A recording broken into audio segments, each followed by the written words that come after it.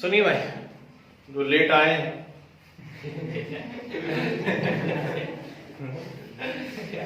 जो लोग लेट आए हैं वो सुनिए।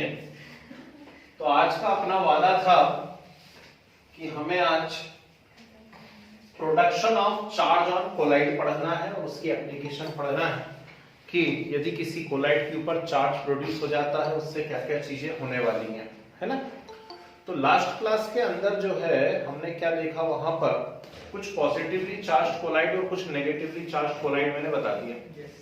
अब सबसे इंपॉर्टेंट बात ये आ रही है कि कोई भी यदि पॉजिटिवली चार्ज कोलाइड है तो वो कैसे है और नेगेटिवली चार्ज कोलाइड है तो कैसे है, ठीक। तो इसके लिए हम यहाँ पर कर रहे हैं एक थ्योरी का डिस्कशन और उसका नाम है सेलेक्टिव एडसॉर्प्शन थ्योरी, ठीक। 2 मिनट में समझ में आएगी, बस जरा बोर्ड पे कंसंट्रेट रहना और ध्यान से सुनने की कोशिश कीजिए।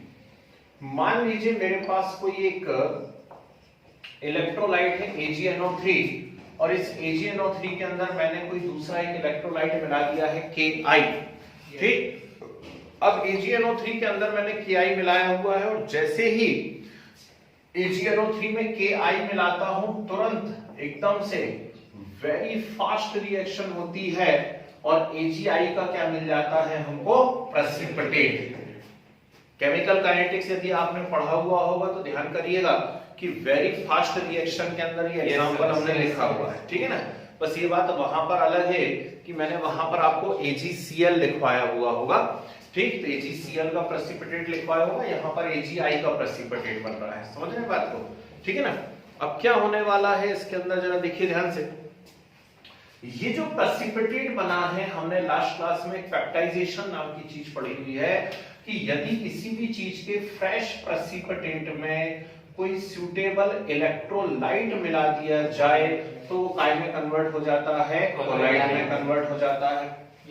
हो गया कोलाइड में कन्वर्ट। अब क्वेश्चन यहाँ पर ये उठ रहा है कि ये जो कोलाइड बनेगा इस कोलाइड पे चार्ज कौन सा होगा, पॉजिटिव चार्ज होगा या नेगेटिव चार्ज होगा, ठीक। तो बहुत ध्यान से सुनो, एक बार में समझ में आना चाहिए भाई। मेरे पास है AgNO3 प्लस है Ki और एक्चुअल जो प्रेसिपिटेट बना रहा है वो प्रेसिपिटेट कौन बना रहा है, AgI, ठीक है। प्लस क्या बन रहा है साथ में, KNO3, क्लियर।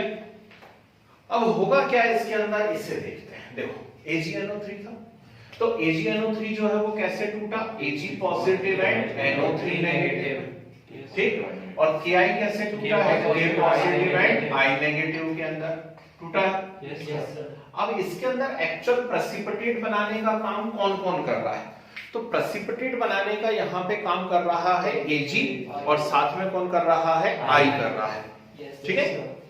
मान लीजिए मैंने यहाँ पर AgNO3 एक्सेस में ले लिया होता, ध्यान से सुनिएगा, ठीक है ना। यहाँ पर यहाँ मान लीजिए 50 पार्ट AgNO3 है, 50 पार्ट Ki, दोनों बराबर बराबर है, बराबर बराबर है तो यहाँ पर AgI बना, ठीक, और साथ में KNO3 बन गया है।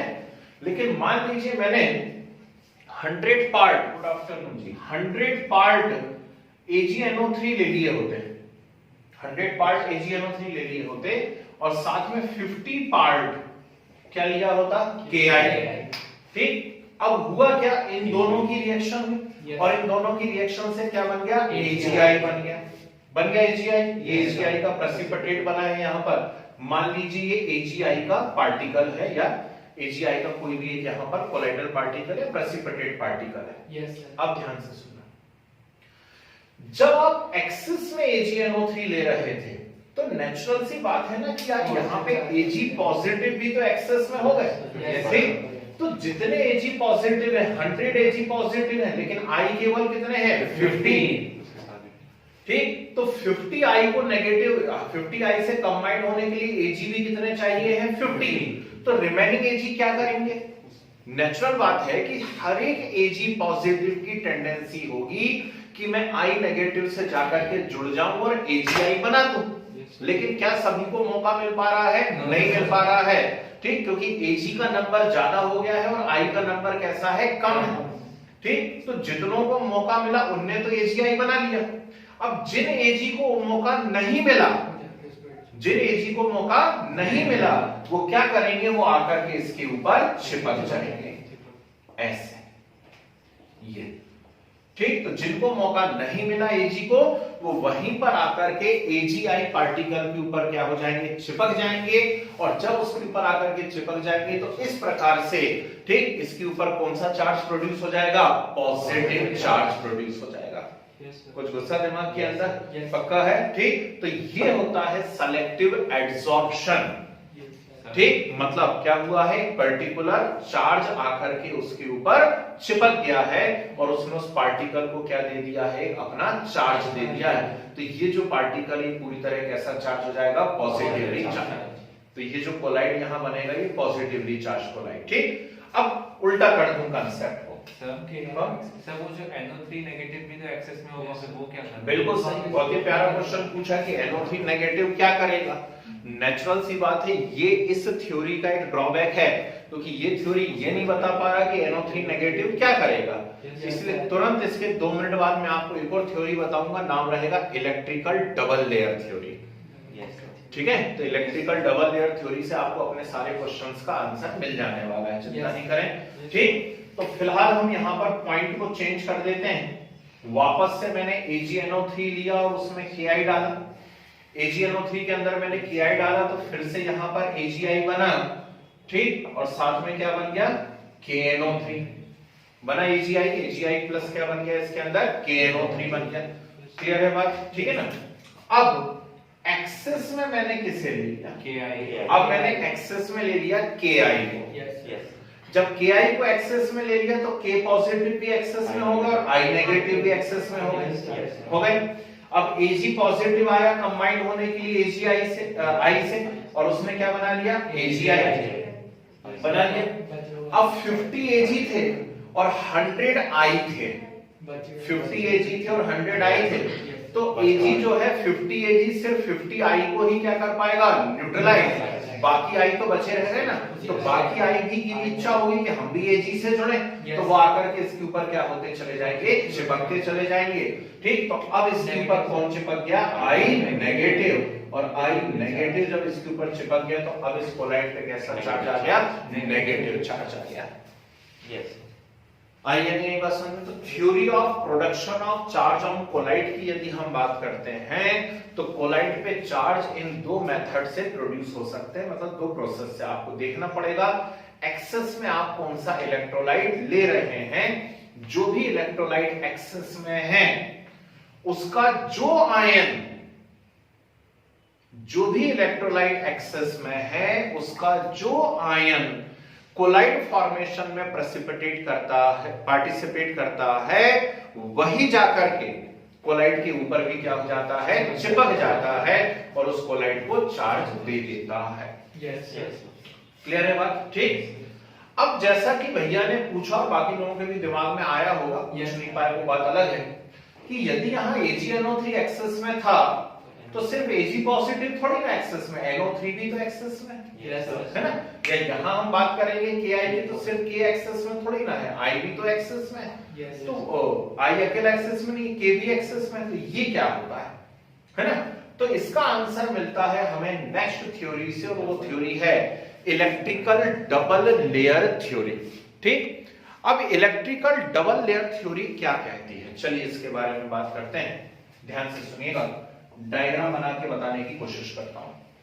यहां अब AgI का एक प्रेसिपिटेट बना, ये रहा AgI का प्रेसिपिटेट। इसके ऊपर आकर के कौन चिपक गए हैं, Ag पॉजिटिव चिपक गए हैं, क्योंकि वो एक्सेस में थे। तो उन्होंने इस कोलाइड को कैसा चार्ज दे दिया है, पॉजिटिव चार्ज दे दिया है, ये चिपक गए इस कोलाइड के ऊपर। लेकिन सिर्फ Ag एक्सेस में नहीं थे। यदि मैं फर्स्ट एग्जांपल को देखता हूं तो मुझे साफ नजर आ रहा है कि यहां NO3 जो है वो भी तो कैसे हैं, एक्सेस में, ठीक। तो NO3 भी तो एक्सेस में रहे। दूसरी बात, वो NO3 गए किसके साथ, तो वो NO3 K के साथ गए हैं, K पॉजिटिव और NO3 नेगेटिव। तो यदि 50 K हैं तो NO3 तो 100 है, तो क्या पूरा NO3 न्यूट्रलाइज हो पाया, नहीं हो पाया, ठीक। तो वो जो NO3 है वो NO3 यहां पर रहेगा सॉल्यूशन में। कहां रहेगा NO3? सॉल्यूशन में रहेगा, ठीक। और साथ में बीच बीच में कौन रहेंगे? के पॉजिटिव भी रहेंगे, ठीक है। कौन रहेंगे? के पॉजिटिव भी है बीच बीच में, ऐसे। तो यदि अब आप ध्यान से देखें तो आपको नजर आ रहा होगा कि वो जो पार्टिकल है उस पार्टिकल के ऊपर दो लेयर बन गई हैं। एक लेयर उस पार्टिकल के ऊपर चिपकी हुई है, इस लेयर को कहा जाता है फिक्स्ड लेयर या फर्स्ट लेयर, ठीक। वो लेयर उस पार्टिकल के ऊपर चिपकी हुई है, इसे हम फिक्स्ड लेयर या फर्स्ट लेयर कहते हैं। And the charge on colloid is due to this fixed layer. समझ गए बात को? तो कोलाइड के ऊपर जो चार्ज है वो किसके कारण है? इस फिक्स्ड लेयर के कारण है। इतनी बात समझ में? सेकेंड लेयर जो होती है, ये दूर जो आपको एक और नजर आ रही है, it is known as diffused और मोबाइल लेयर। क्या बोलते हैं इसको? डिफ्यूज्ड और मोबाइल लेयर बोलते हैं। जो फर्स्ट लेयर है, फिक्स्ड लेयर, उसमें सिर्फ एक ही प्रकार के पार्टिकल्स या आयंस होते हैं। देखो, फर्स्ट लेयर में सिर्फ एक ही प्रकार के आयंस हैं, जबकि सेकंड लेयर के अंदर दोनों टाइप के आयंस होते हैं, होते हैं। और फर्स्ट और सेकंड लेयर के बीच में जो चार्ज होता है वो एग्जैक्टली इक्वल और अपोजिट होता है। क्यों? क्योंकि फर्स्ट लेयर में Ag चिपके हुए हैं, लेकिन सेकंड लेयर में K और NO3 दोनों है ना, तो K पॉजिटिव और Ag पॉजिटिव दोनों का जो चार्ज है वो किसको न्यूट्रलाइज कर देगा? NO3 नेगेटिव को न्यूट्रलाइज कर देगा। आई या नहीं आई बात समझ में? ठीक। तो फर्स्ट लेयर में सिर्फ एक ही प्रकार के आयंस होते हैं, और जो कोलाइड का चार्ज होता है वो सिर्फ और सिर्फ किसके कारण होता है? फर्स्ट लेयर के कारण होता है।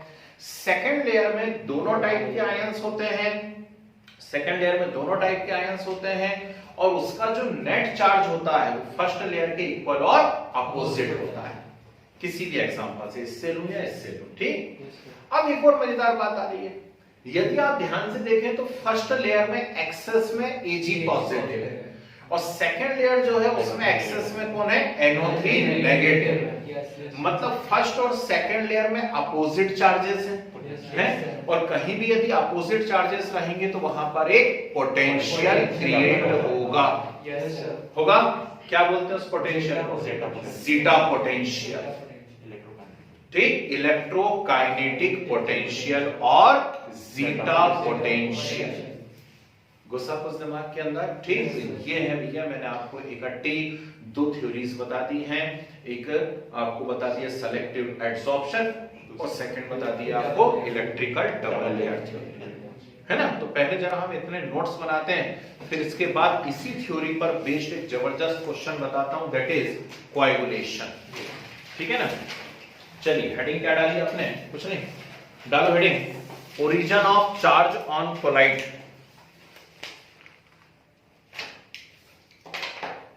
हेडिंग डालिए origin of charge on collide.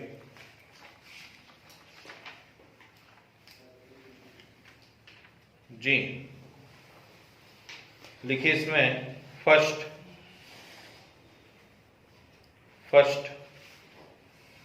Point ऐसे ही लिख लीजिए। Sometimes charge on colloid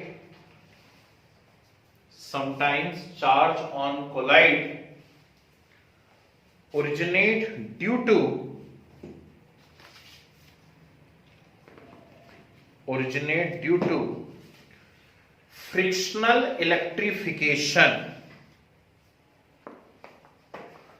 originate due to frictional electrification, ठीक है। एरो का साइन बना के लिखो नीचे की लाइन से। It is due to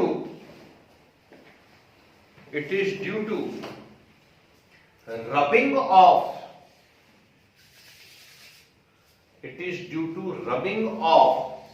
particles of dispersed phase dispersed phase with dispersion medium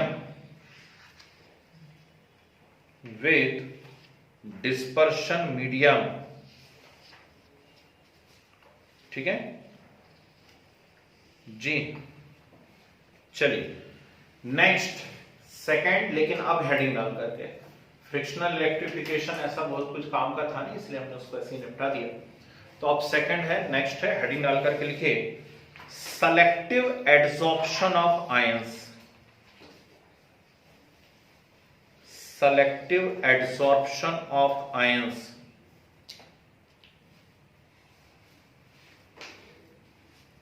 लिखिए theory also known as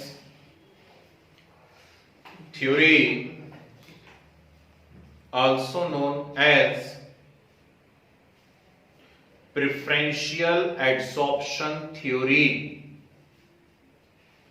Theory also known as preferential adsorption theory.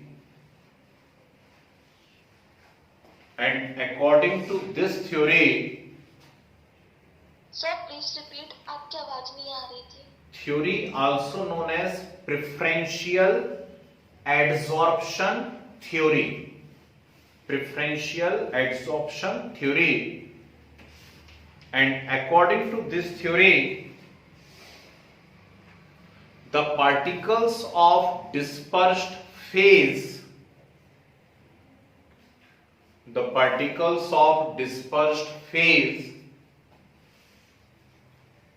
absorb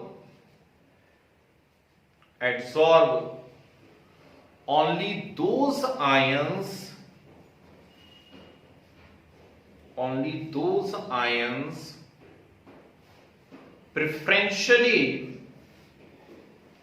preferentially which are common with their own lattice.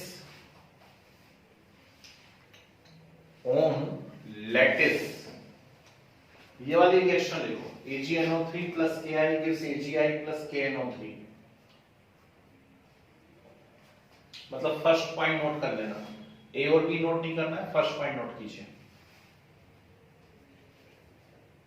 ये भी लिख लो, precipitate plus electrolyte gives कोलाइट, जिससे in future कभी confusion ही ना हो कि गड़बड़ क्या हुई है।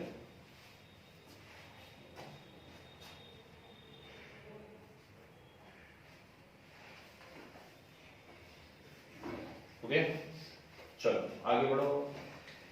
अब ए पॉइंट लिखो, A point, if excess of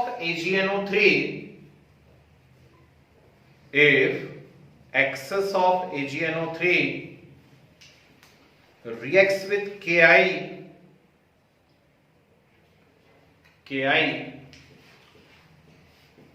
to form precipitate of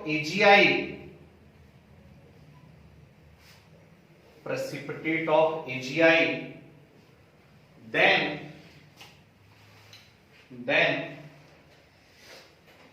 the extra or excess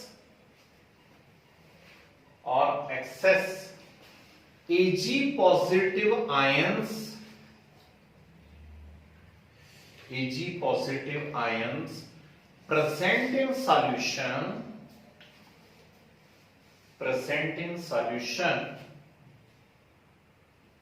preferentially absorb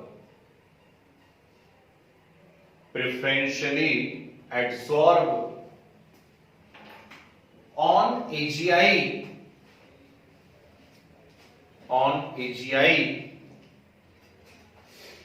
and provide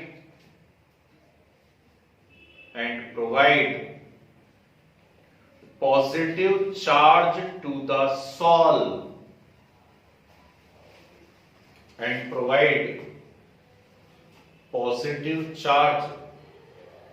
sol, is it clear? A point note कीजिए with diagram, A point with diagram.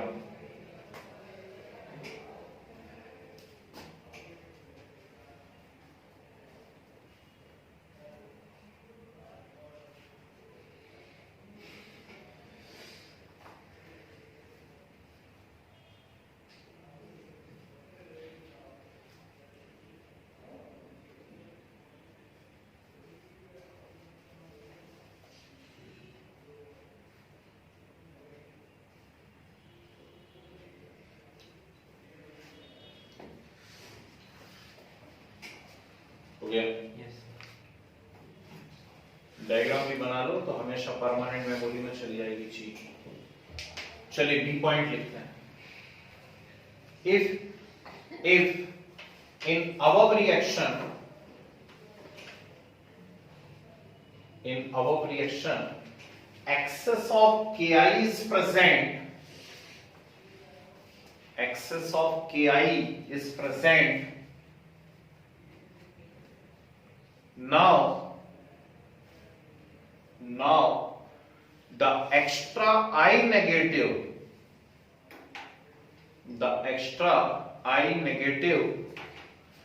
preferentially absorb on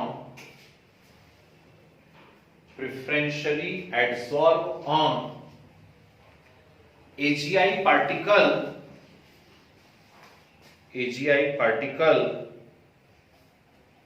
and provide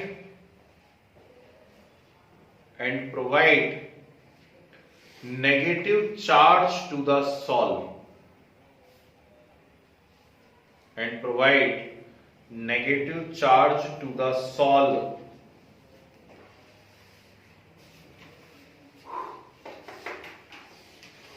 note कीजिए जल्दी से।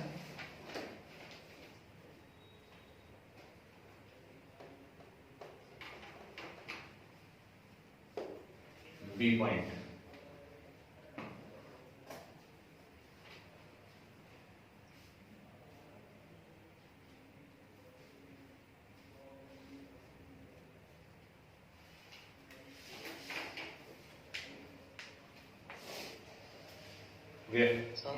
जी भाई साहब बोलिए। Sir अगर ऐसा कोई सॉल्यूशन क्वेश्चन दिया हो the solve given below with negatively charge colloidal particle is, so first option दिया AgNO3 added to Ki solution, second option Ki added to AgNO3 solution, AlO3 XH2 in water, FeCl3 added to hot water। कौन सा collide चाहिए?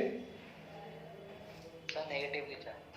Negatively charge, तो या तो इसमें access वगैरह कुछ नहीं दिया हुआ है। नो सर ये अभी साल का ही जेई का क्वेश्चन है। फिर से ऑप्शन पढ़ो क्या क्या दिए हैं। यस सर मैं वीडियो ऐसे दिखेगा नहीं,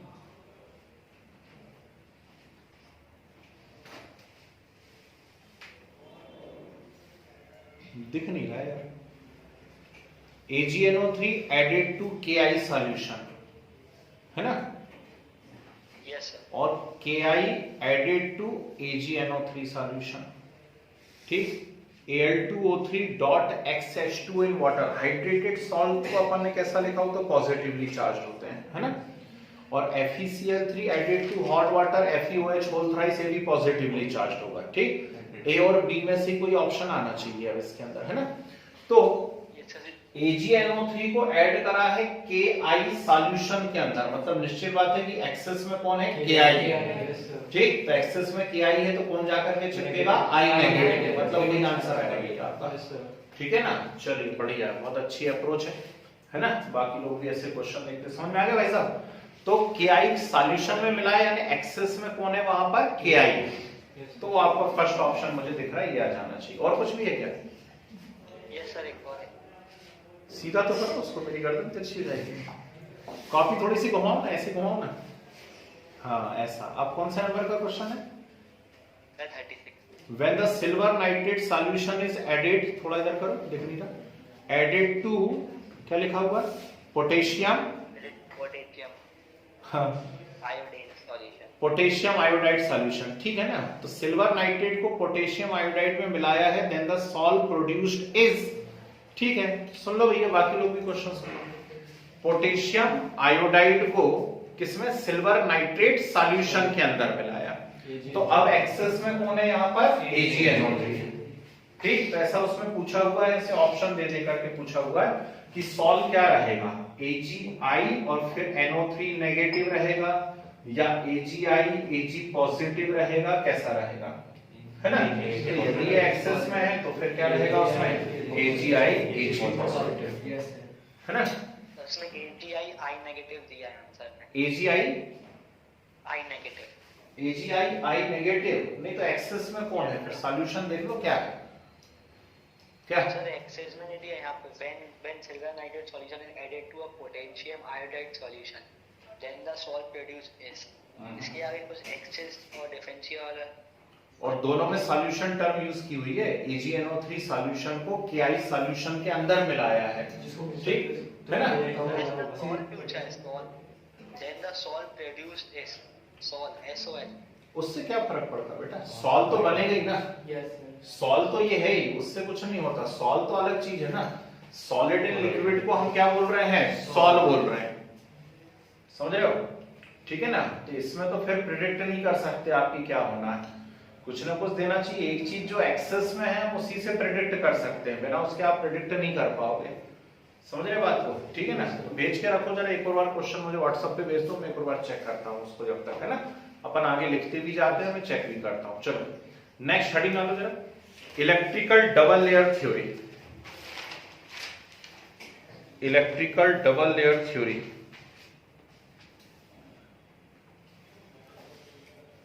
लिखिए, according to this theory, according to this theory a double layer of ions, a double layer of ions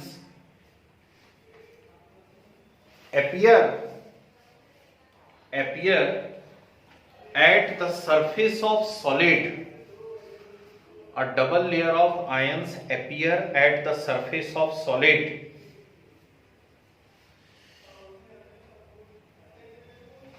surface of solid, arrow का साइन बना के लिखिए, the ions preferentially absorb, the ions preferentially absorb on the particle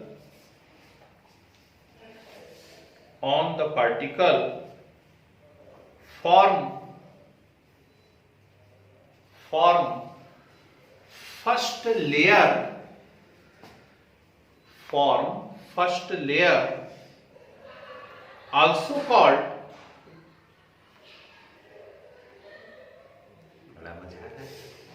also called fixed layer, first layer also called fixed layer, ठीक है। Arrow बना करके लिखिए, the charge on colloid is due to,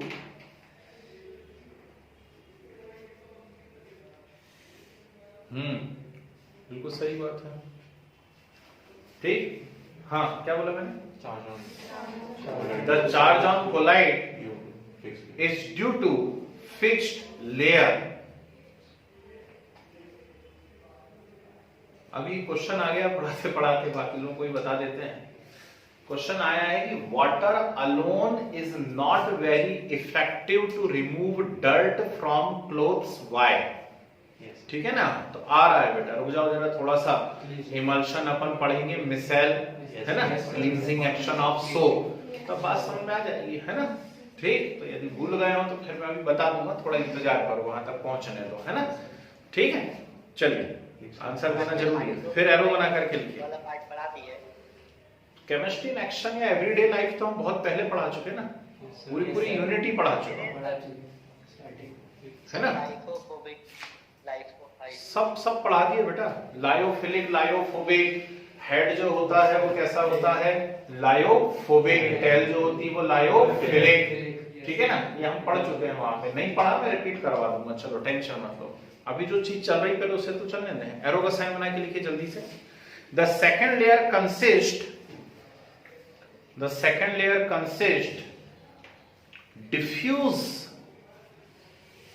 diffuse mobile layer of ions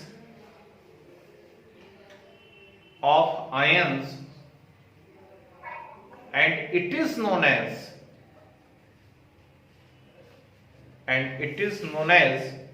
diffuse layer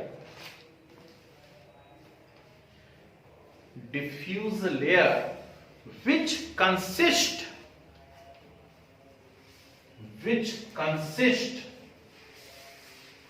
both types of ions,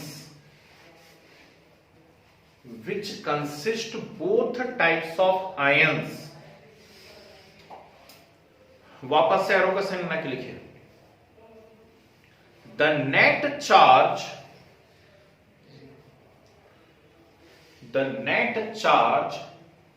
on second layer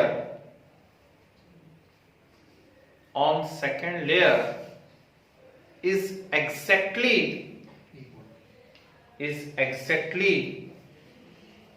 equal and opposite to the first layer,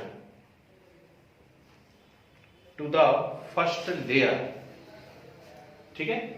फिर arrow, the existence of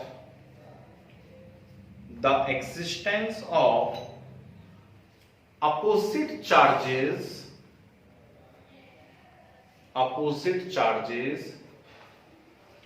on first and second layer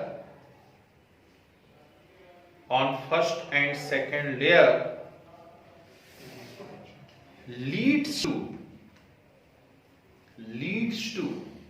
origin of a potential difference,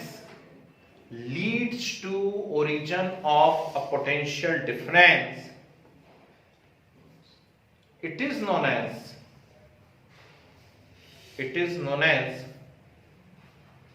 electrokinetic potential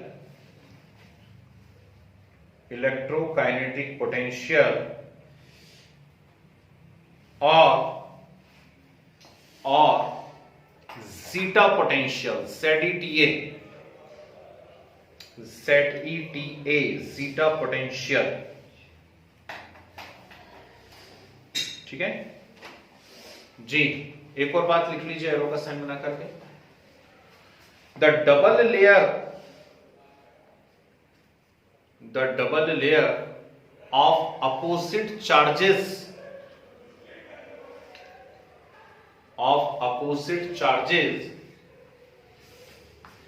are also called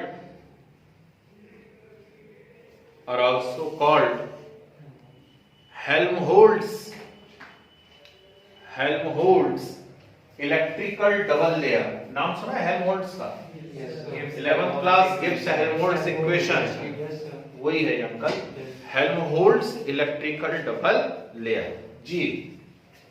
तो मुझे लगता है इस reaction को वापस से लिखिए, ये वाला डायग्राम बनाइए पहले और फिर उसके बाद ये राइट साइड वाला डायग्राम बनाइए, तो पता पड़ेगा कि कैसे इलेक्ट्रिकल डबल लेयर बनी है। चलिए नोट कीजिए, खत्म कीजिए इसको।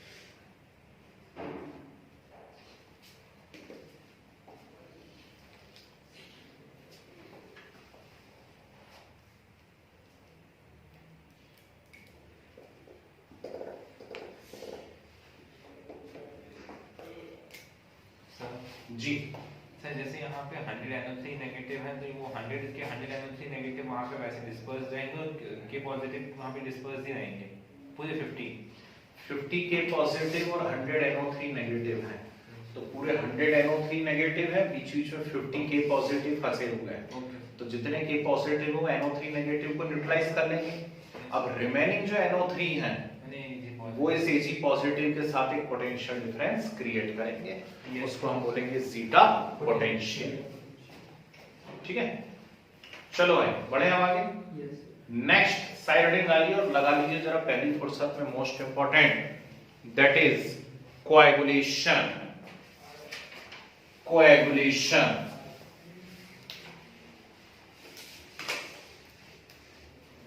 जी सुनिए, 4-5 कॉन्सेप्ट्स में एक साथ बताऊंगा क्योंकि सब आपस में मिलते जुलते हैं, एक दूसरे पे ही डिपेंड है। सबसे पहले मैं बता रहा हूं आपको कोएगुलेशन, कोएगुलेशन के साथ ही बताऊंगा आपको फ्लक्चुएशन, फ्लक्चुएशन के साथ बताऊंगा हार्डी-शुल्ज लॉ, हार्डी-शुल्ज लॉ के साथ हम लोग सीखेंगे प्रोटेक्शन ऑफ कोलाइड, और प्रोटेक्शन ऑफ कोलाइड के साथ सीखेंगे हम लोग गोल्ड नंबर। ठीक है, तो पूरी थ्योरी एक साथ बता रहा हूं, ध्यान से सुनते चलना। हाँ जी कुछ कह रहे हैं? तो पूरी थ्योरी एक साथ बता रहा हूं, जरा ध्यान से सुनते चलिएगा कि क्या कहानी इसके अंदर आ रही है। यहां देखो सभी लोग जरा बोर्ड पे रहना भाई, क्योंकि इस चैप्टर का या इस वाले पोर्शन का ये लास्ट पार्ट है, ठीक है ना, या लास्ट प्रॉपर्टी आप ऐसे समझ लीजिए, खत्म आपका कोलाइड। ठीक है, तो क्या हो रहा है, मैंने 50 बार आपसे बोला कि मेरे पास कोई फ्रेश प्रेसिपिटेट है, फ्रेश प्रेसिपिटेट है, और इस फ्रेश प्रेसिपिटेट के ऊपर हम कोई सूटेबल इलेक्ट्रोलाइट डालेंगे, और जैसे ही सूटेबल इलेक्ट्रोलाइट डालेंगे तो ये काय में कन्वर्ट हो जाएगा, कोलाइड में कन्वर्ट हो जाएगा, और इस प्रोसेस को हम लोगों ने कहा हुआ है peptization. So peptization is preparation of colloid. अब पेप्टाइजेशन हुआ क्यों था? तो पेप्टाइजेशन का सिंपल सा रीजन ये था कि प्रेसिपिटेट के पार्टिकल पे कोई भी चार्ज नहीं थे। जब अब भी हम लोगों ने पढ़ी इलेक्ट्रिकल डबल लेयर थ्योरी, तो जब हमने उसके ऊपर इलेक्ट्रोलाइट डाला तो इलेक्ट्रोलाइट आकर के उसके ऊपर प्रेफरेंशियली एब्सॉर्ब हो गया, और उसके कारण क्या हो गया, वहां पर वो कोलाइड में कन्वर्ट हो गया। पर यदि मान लीजिए मैं कोलाइड के चार्ज को किसी प्रकार से न्यूट्रलाइज कर पाऊं, ठीक, क्या करूं मैं कोलाइड ले लूं और इस कोलाइड में वापस से एक इलेक्ट्रोलाइट डाल दूं, तो कोलाइड में जब मैं वापस से इलेक्ट्रोलाइट डालूंगा तो मैं जो कोलाइड के ऊपर चार्ज था, फर्स्ट लेयर वाला जो चार्ज था, उसको क्या कर रहा हूं मैं, न्यूट्रलाइज कर रहा हूं। और यदि मैं उसे न्यूट्रलाइज कर दूंगा तो वापस से वो जो कोलाइड है वो किस में कन्वर्ट हो जाएगा, प्रेसिपिटेट में कन्वर्ट हो जाएगा। ठीक, तो कोलाइड के अंदर यदि आपने इलेक्ट्रोलाइट डाला वो तुरंत वापस से काय में कन्वर्ट हो गया, precipitate, then it is known as what, coagulation. ठीक है, तो इसे क्या कहा जाता है, कोएगुलेशन कहा जाता है ना। जब हम एप्लीकेशन ऑफ कोलाइडल केमिस्ट्री पढ़ेंगे तो ये जबरदस्त काम आने वाला है, बहुत बहुत इंपॉर्टेंट रहेगा कोएगुलेशन, ध्यान रखना, क्योंकि कोलाइड की मैक्सिमम जो एप्लीकेशंस होती हैं वो इसी पे डिपेंड करती हैं। चाहे आप डेल्टा की बात कर लें, एक बढ़िया एग्जांपल है, उससे बात शुरू करते हैं। डेल्टा फॉर्मेशन, डेल्टा नाम सुने हुए, कहां पर बनते हैं डेल्टा, जहां रिवर्स जाकर के, नदियां जाकर के जो है समुद्र में मिलती हैं, वहां पर डेल्टा बनते हैं, है ना। जो नदियों के बीच बीच में छोटे छोटे से टापू बने वो डेल्टा नहीं है, उसको डेल्टा नहीं कहते, उसको टापू बोलते थे, ऐसे ही बना हुआ है वो, तो है ना। ठीक, तो नदियां जहां जाकर के समुद्र में मिलती हैं उस जगह पे डेल्टा का फॉर्मेशन होता है, ठीक है ना। गंगा ब्रह्मपुत्र डेल्टा, बंगाल जो है उसी के ऊपर बसा हुआ है मैक्सिमम पार्ट उसका। तो ये बना कैसे है, जो नदियां चली आ रही हैं पहाड़ों पे से नीचे, वो अपने साथ ढेर सारी मिट्टी लेकर के आ रही हैं, मतलब वो कोलाइड है, ठीक। तो कोलाइड और सी वाटर को जाकर के उसने टच करा, सी वाटर मतलब समुद्र का पानी, खारा खारा है, मतलब क्या है, इलेक्ट्रोलाइट है। और जैसे ही वो कोलाइड और इलेक्ट्रोलाइट टच होते हैं तुरंत वहां पे क्या हो जाता है, न्यूट्रलाइजेशन, उससे प्रेसिपिटेट हो जाता है, मिट्टी सारी की सारी क्या हो जाती है, नीचे बैठ जाती है। फिर और नया पानी आ रहा है, मिट्टी नीचे बैठ गई, और नया पानी आ रहा है, मिट्टी नीचे बैठ गई। इस प्रकार से एक के ऊपर एक लेयर्स बनती चली जाती हैं, ठीक, और फिर हजारों सालों में बड़े बड़े डेल्टा का फॉर्मेशन हो जाता है।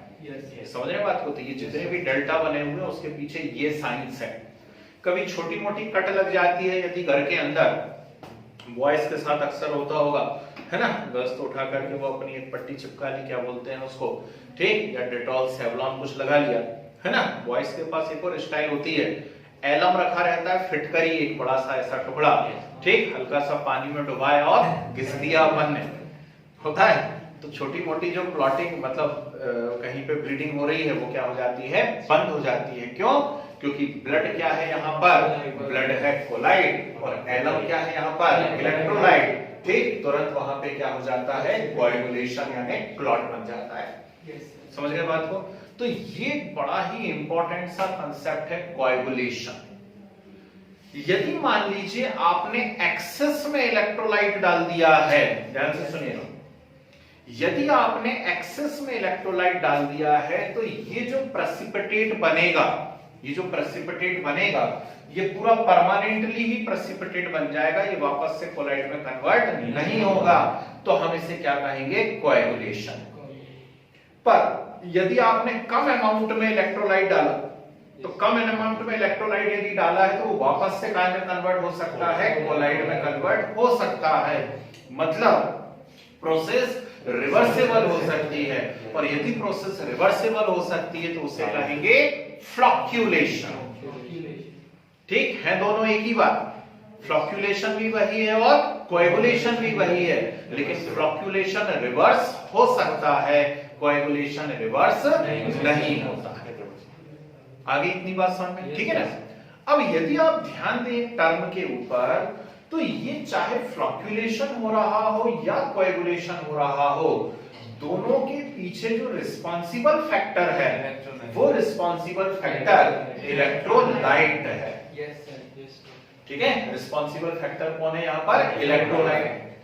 तो ये इलेक्ट्रोलाइट कर क्या रहे हैं, हमने इसलिए इतने सारे डायग्राम अभी बनाए हुए थे जिससे हमारा कंसेप्ट क्लियर रहे कि इलेक्ट्रोलाइट कर क्या रहे हैं। ये इलेक्ट्रोलाइट एक्चुअली कोलाइड के चार्ज को न्यूट्रलाइज कर रहे हैं, कर रहे हैं कोलाइड के चार्ज को न्यूट्रलाइज, इसीलिए तो वो किस में कन्वर्ट हो रहा है, प्रेसिपिटेट में। और जितनी तेजी से उसके चार्ज को न्यूट्रलाइज करेंगे उतनी ही तेजी से वो किस में कन्वर्ट होगा, प्रेसिपिटेट में कन्वर्ट होगा। आई या नहीं आई बात समझ में? ठीक, तो दो अंकल आए, इनका नाम था हार्डी एंड शुल्ज। ठीक, हार्डी और शुल्ज अंकल ने क्या कहा, हार्डी और शुल्ज अंकल ने कहा द कोएगुलेटिंग पावर और the flocculating power of electrolyte depends on its charge। फिर से बोल करके बता दे रहा हूं, the coagulating or the flocculating power of electrolyte depends on its charge। More the charge on ions, more will be coagulating power। ठीक, तो ion के ऊपर जितना ज्यादा चार्ज रहेगा उनका कोएगुलेटिंग पावर उतना ही ज्यादा होगा। कितनी सिंपल सी बात है। तो ये बहुत पूछा जाने वाला क्वेश्चन है। आपको ऐसे आयंस दे दिए हैं Na पॉजिटिव, Mg+2, Al+3, और आपसे बोला बताइए इसमें मैक्सिमम कोएगुलेटिंग पावर किसका होगा। ठीक, तो स्टेटमेंट आपने सुनी लिया है, आप तुरंत बता दोगे Al+3 का मैक्सिमम होगा। उल्टा कर देता हूं क्वेश्चन, मान लो मैंने दे दिया Cl negative, SO4-2, PO4-3, FeCN6 to the power -4, ये अलग अलग आयंस मैंने दे दिए। अब बताइए मैक्सिमम कोएगुलेटिंग पावर किसका होगा, जल्दी। उसी का होगा भाई, ध्यान रखना, ठीक है ना। More the charge on ion, more will be coagulating power. कई बार ऐसी मन में इच्छा होती कि मैं जीवन में कुछ हटके करूंगा, तो हटके करूंगा चक्कर में हम मैथ्स लगा देते हैं कि -1 बड़ा है और -4 छोटा है ना। मैथ्स मत लगा देना यहाँ पे, ठीक है ना, मैथ्स मत लगा देना यहाँ पे, सरक जाओ दिखने का तो थोड़ा सा। ठीक, तो यहाँ पे हमें केमिस्ट्री ही लगाना है कि -1 मतलब 1 इलेक्ट्रॉन लिया हुआ और -4 यानी 4 इलेक्ट्रॉन लिए हुए हैं। ठीक, तो ज्यादा चार्ज कौन सा है, -4। और मैं आपको कोलाइड के लिखवा चुका हूं टाइप, पॉजिटिवली चार्ज कोलाइड और नेगेटिवली चार्ज कोलाइड, ठीक है ना। तो जैसे आपसे बोले कि फेरिक हाइड्रोक्साइड को न्यूट्रलाइज करना है, बताइए सबसे अच्छा कौन रहेगा, है ना। तो ढूंढिए हाइड्रोक्साइड कैसे कोलाइड होते हैं। मुझे जहां तक ध्यान आ रहा है शायद पॉजिटिवली चार्ज कोलाइड होते हैं, और हाइड्रोक्साइड यदि पॉजिटिवली चार्ज कोलाइड होते हैं तो उनको न्यूट्रलाइज करना है तो हमें क्या चाहिए, negatively charge colloid. Hydrated salt है, ऑक्साइड है, तो हाइड्रेटेड ऑक्साइड भी पॉजिटिवली चार्ज कोलाइड होते हैं, तो उनको न्यूट्रलाइज करना है तो हमें कैसा चाहिए है, नेगेटिवली चार्ज कोलाइड। उल्टा पूछ ले, मेटल सॉल है या स्टार्च का सॉल है या प्रोटीन का सॉल है, अब ये सब क्या होते हैं, ये सब नेगेटिवली चार्ज कोलाइड होते हैं, और नेगेटिव को यदि न्यूट्रलाइज करना है तो क्या चाहिए, पॉजिटिव। ऐसे मिलेंगे क्वेश्चन आपको, ठीक है ना, कि कौन सूटेबल रहेगा, तो ये ध्यान रखना है आपने। आई यहां तक बात समझ में, कोई दिक्कत तो नहीं इसके अंदर, ठीक है ना। अब क्या हुआ, ध्यान से सुनिए, फिर से अपनी उसी थ्योरी पे पहुंचिए कि यार कोएगुलेशन हुआ क्यों है। तो कोएगुलेशन हुआ है due to neutralization of particles, ठीक है ना। जो इलेक्ट्रोलाइट के आयंस थे उन्होंने आकर के कोलाइड के जो आयंस थे उनका क्या कर दिया, न्यूट्रलाइजेशन, और इसीलिए क्या हो गया, वहां पर कोएगुलेशन हो गया, ठीक। किसी बैच में मैं 2-4-5 दिन पर कहीं पहले की बात बता रहा था, मॉर्निंग में भी एक बैच रहता है, बहुत ही बढ़िया सा बैच है वो। तो उनको एक कहानी में सुना रहा था कि एक दिन निकला कोचिंग से, और पेट्रोल महंगा हो गया, तो आजकल मैं डुगडुगी से आता हूँ, है ना, छोटी सी एक्टिवा है मेरे पास, तो उससे आता हूँ। आजकल पेट्रोल बड़ा महंगा है, कुछ दिन बाद पैदल आऊंगा। तो जब लौट रहे थे तो अचानक बहुत तेज बारिश चालू हो गई, बारिश चालू हो गई तो भीग गए जोरदार तरीके से। ठंड का समय चल रहा है, कब कब आते, जब घर के पास पहुंचने वाले थे तो अचानक याद आया डिक्की में तो रेनकोट रखा हुआ है ना। तो फिर खोली डिक्की, रेनकोट निकाला, पहन लिया। अब भीग तो चुके थे लेकिन ठीक है, नया पानी जो आ रहा था अब वो मेरी सरफेस तक नहीं पहुंच पा रहा, ठीक। तो उस रेनकोट ने क्या किया, रेनकोट ने मेरा प्रोटेक्शन कर लिया। रेनकोट है, उसने मेरा प्रोटेक्शन कर लिया, और वो जो वाटर ड्रॉपलेट्स थी अब वो डायरेक्ट मेरे ऊपर नहीं पहुंच रही हैं, ठीक। उसने मुझे बारिश से बचा लिया। समझ रहे बात को, ठीक। अब ये कहानी यहां सुनाने की क्या जरूरत थी। एक्चुअली होता क्या है, जरा यहां पे आना वापस। 15 मिनट हो गए आपको बोलते हुए कि आप कह रहे हो कोलाइड के अंदर इलेक्ट्रोलाइट मिला और वो प्रेसिपिटेट में कन्वर्ट हो जाता है, ठीक। किस कोलाइड के अंदर इलेक्ट्रोलाइट मिलाऊं, लायोफोबिक में या लायोफिलिक में, जल्दी। लायोफोबिक में।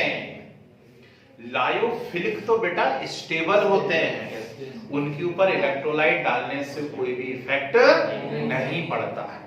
तो एक्चुअली ये जो प्रेसिपिटेशन हो रहा है ये किसका हो रहा है, फोबिक का हो रहा है ना। पेज पलटा के देखो, जब हमने डिफरेंस लिखे थे फिलिक और फोबिक के बीच में, उस समय भी ये बात मैं बता चुका हूं, स्टेबल और अनस्टेबल, ठीक। तो एक्चुअली ये जो कोएगुलेशन हो रहा है ये किसका हो रहा है, फोबिक का। फोबिक सॉल के अंदर यदि मैं इलेक्ट्रोलाइट मिलाता हूं तो वो फोबिक सॉल तुरंत प्रेसिपिटेट में कन्वर्ट हो जाता है, मतलब उसका क्या हो जाता है, कोएगुलेशन हो जाता है, ठीक है। लेकिन यहां पर एक साइंटिस्ट आए, नाम था उनका जिगमोंडी।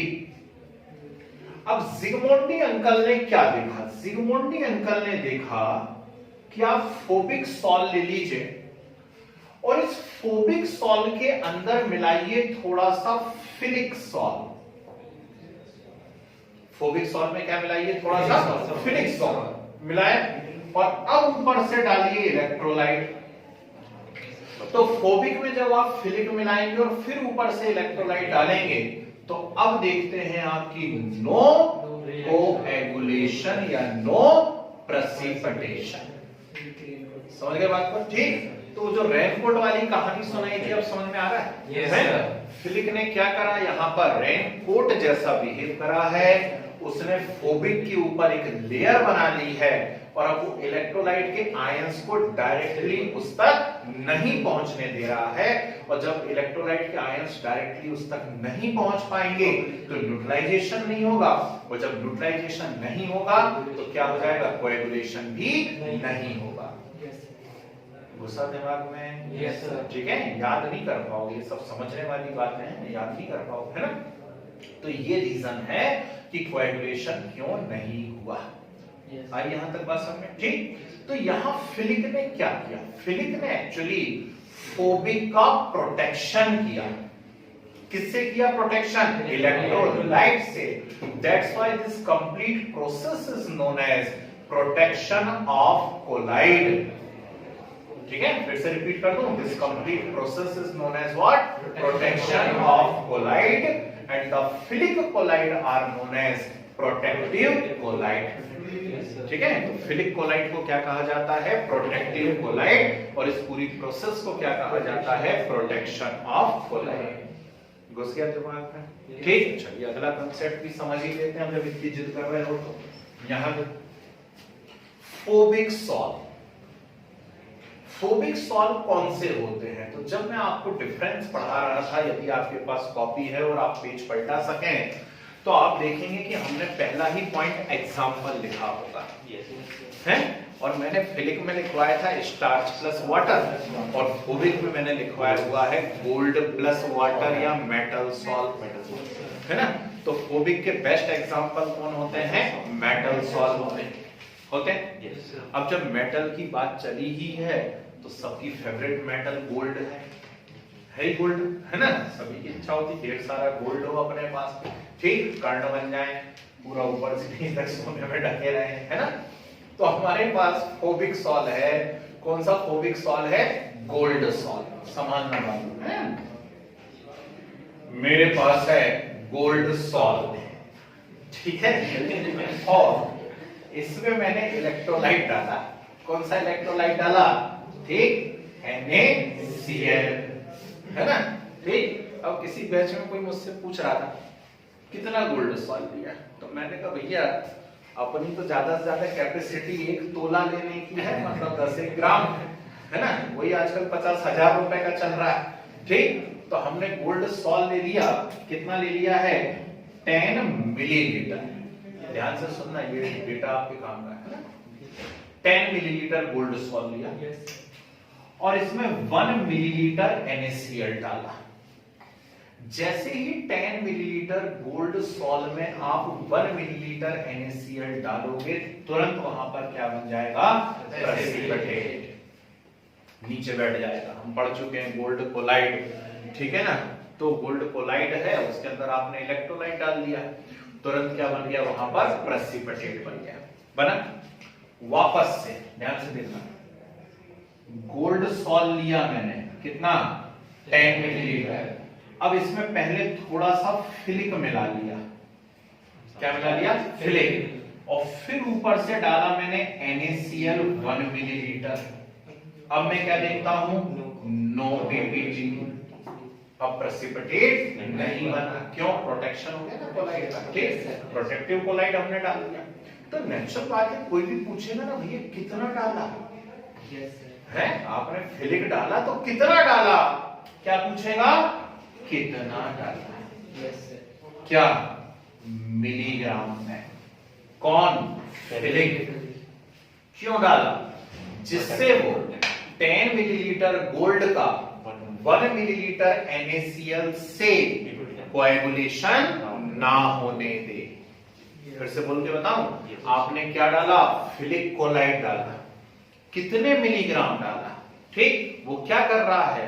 वो 10 मिलीलीटर गोल्ड का 1 मिलीलीटर NaCl से कोएगुलेशन नहीं होने दे रहा है।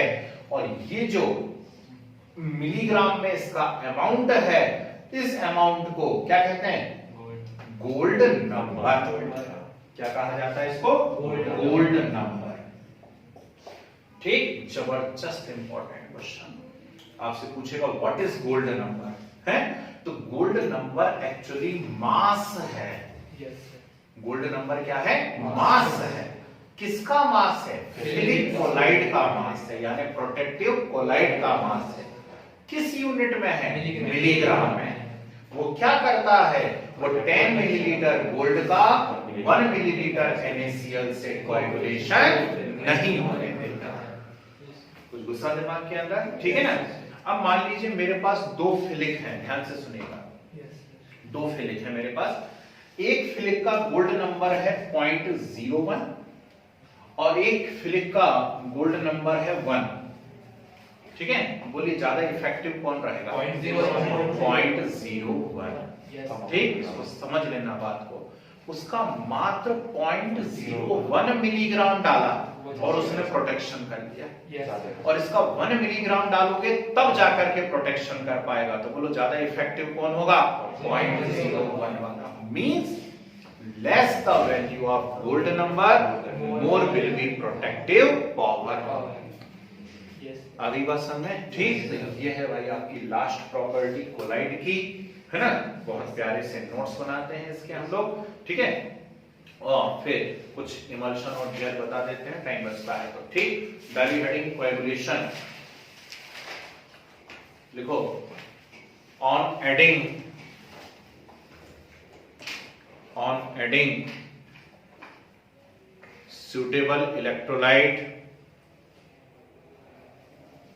suitable electrolyte to fresh precipitate,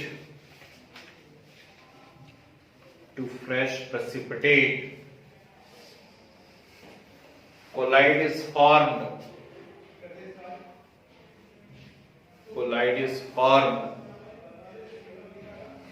and the process known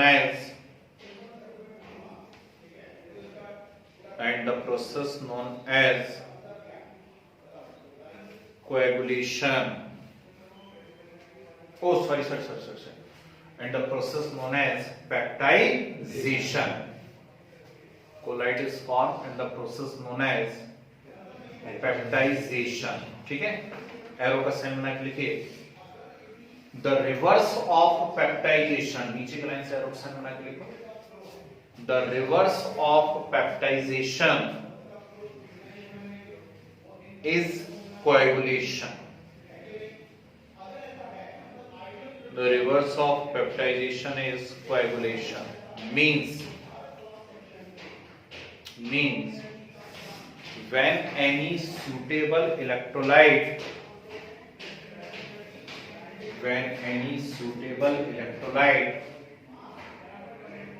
added to colloid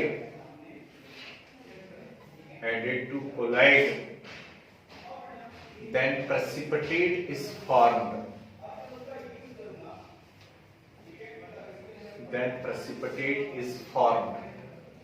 ठीक है, एक छोटी सी साइड हेडिंग डालो, कॉज लिखे। The reason of coagulation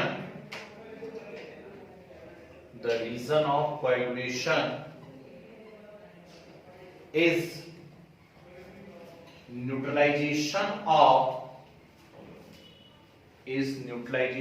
of charge on colloid by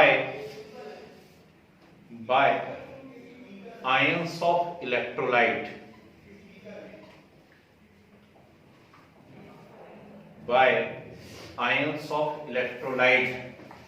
ये दो बातें लिखो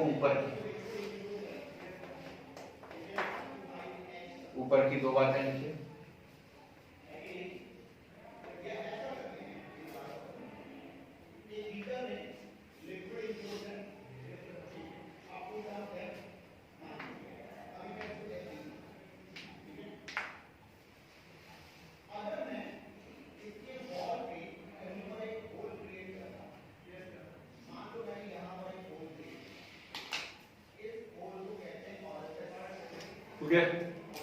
चलिए वापस से, if a small amount of electrolyte is used if a small amount of electrolyte is used, then the process may be reversed,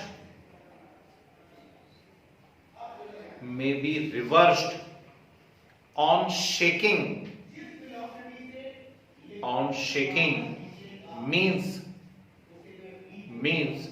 precipitate can convert back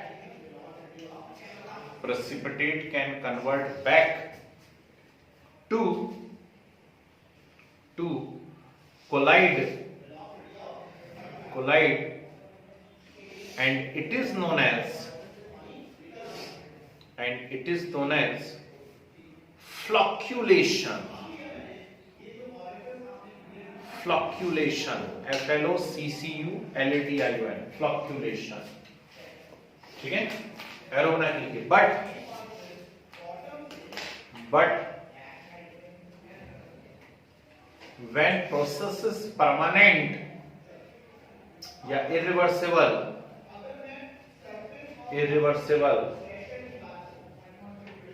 then it is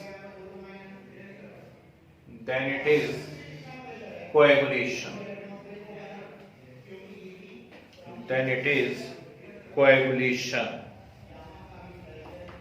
okay, ठीक है. Arrow का sign लग लीजिए. Arrow. The minimum amount of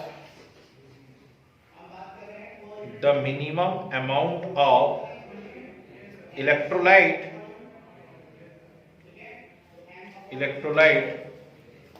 which is required to cause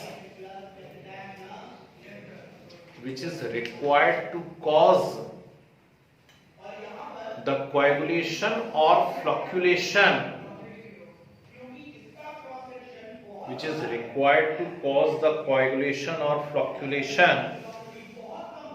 is known as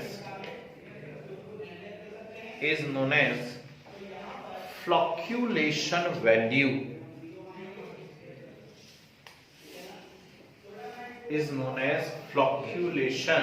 value. Clear? और करके लिखिए, और important लगा के हैं. The minimum amount of electrolyte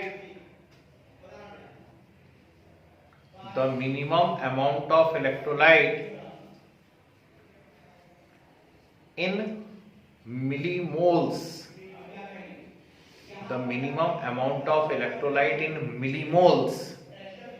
millimole को अंडरलाइन कर लेना है. रेड कलर से. Millimole that must be added to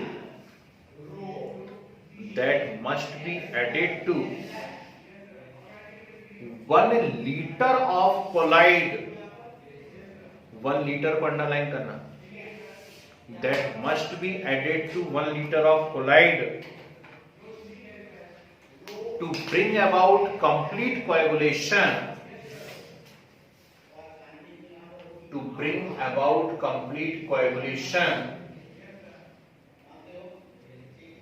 Is known as coagulation or flocculation.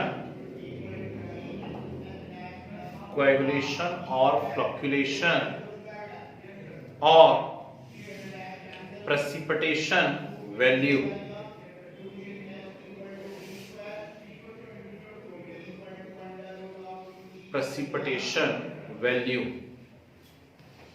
ठीक, बढ़िया है. इस पे क्वेश्चन बनेगा, न्यूमेरिकल बन सकता है, ध्यान रखिएगा. ठीक, तो कितने मिलीमोल आपको इलेक्ट्रोलाइट डालना है जिससे वो 1 लीटर कोलाइट का क्या कर दे, कोएगुलेशन. उससे उस इलेक्ट्रोलाइट की क्या कहा जाता है, कोएगुलेशन वैल्यू कहा जाता है. Is it clear? एरो बना के लिखिए. द कोएगुलेटिंग पावर ऑफ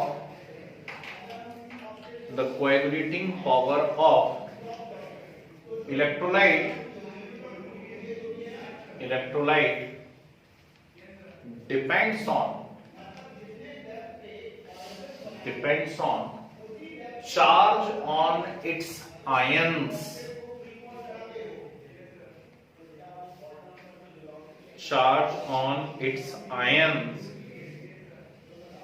ठीक है, तो हेडिंग डाल देना साइड में, Hardy Schulze law, Hardy Schulze law.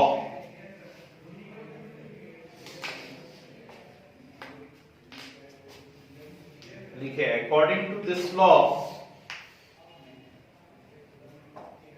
according to this law, more the charge, according to this law, more the charge on ions of electrolyte, more the charge on ions of electrolyte, more will be their coagulating power, more will be their coagulating power। ठीक है, small bracket बना के एक बात लिख लीजिए, the ions which carried out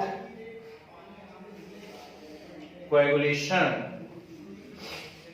the ions which carried out coagulation are called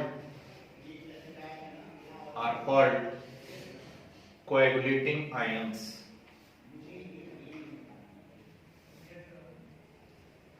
are called coagulating ions।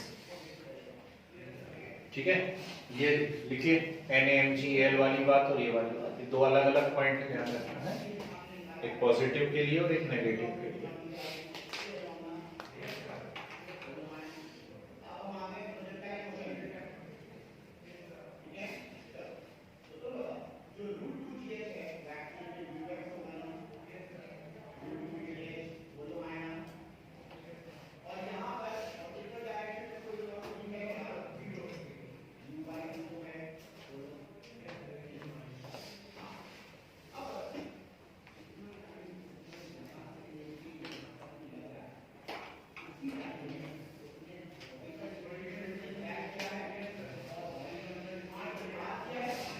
Okay, चलिए side heading मान लीजिए, protection of collide,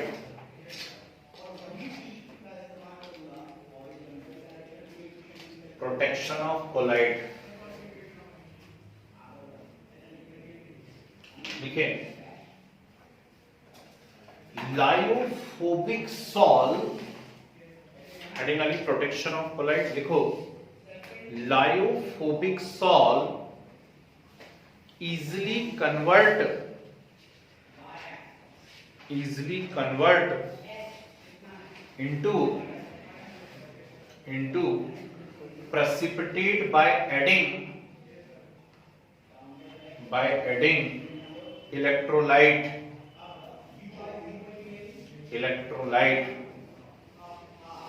by adding electrolyte। Arrow बना के लिखना, बट व्हेन, नीचे की लाइन से एरो बना के लिखो, but when small amount of philic salt, small amount of Philic salt added to phobic salt, small amount of Philic salt added to phobic salt, then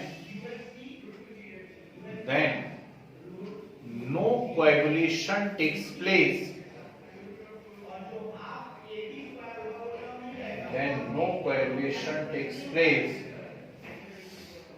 on adding electrolyte,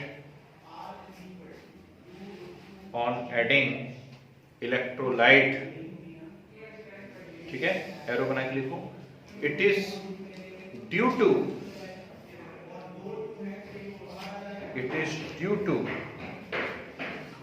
formation of a layer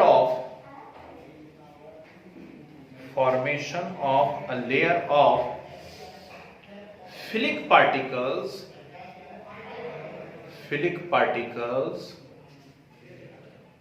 over over phobic particles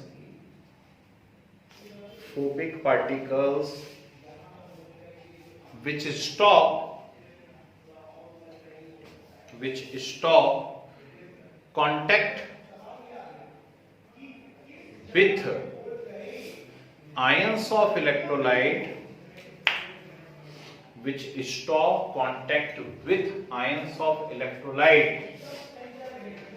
that's why neutralization and coagulation not takes place.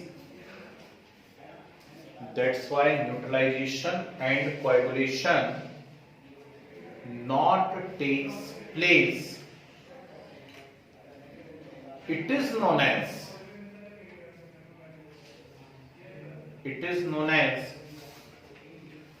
protection of colloid. It is known as protection of colloid and philic colloid known as protective colloid. And philic colloid known as protective colloid. ये 4th number का point लिखो जरा board पे से।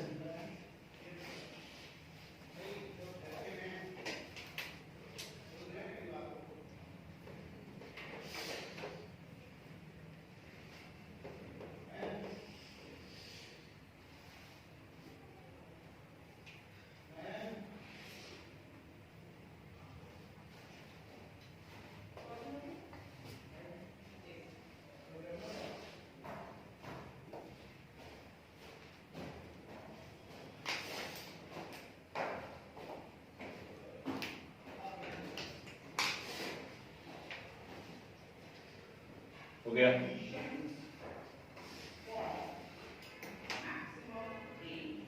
जी, direct siding लगाई। Most important gold number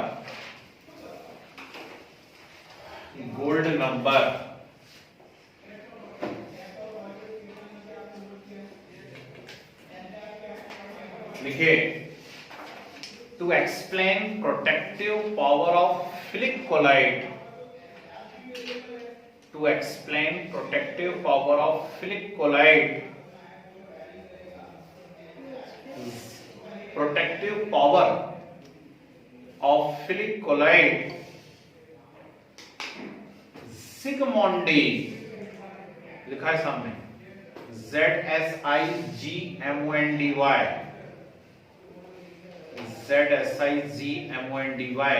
Zsigmondy introduce gold number.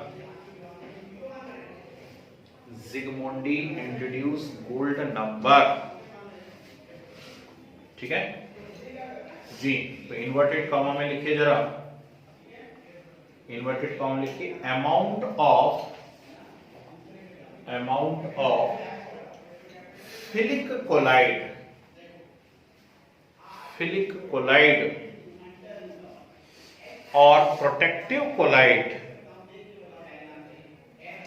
or protective colloid in milligram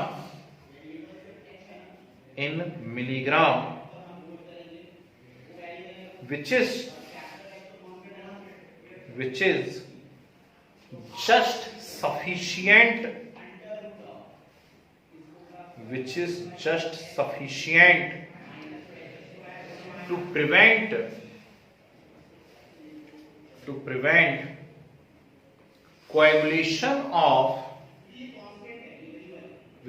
just sufficient to prevent coagulation of standard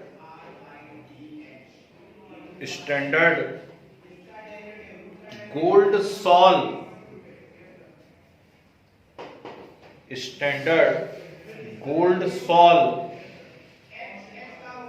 small bracket में लिखिए red colour, bracket close, by adding by adding 1 milliliter 1 milliliter